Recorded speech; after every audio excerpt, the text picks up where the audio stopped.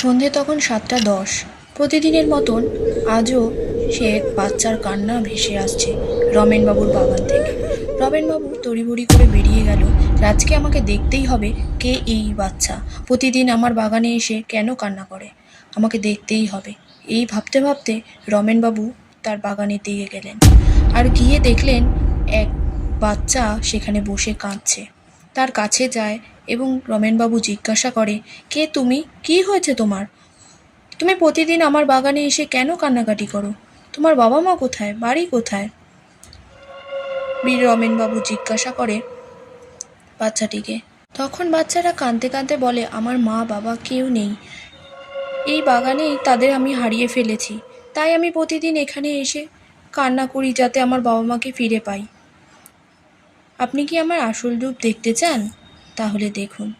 এই বলতে বলতেই বাচ্চাটি এক অদ্ভুত ভয়ানক দৃশ্যে পরিণত হলো। চেহারাটা ভয়ঙ্কর ছিল।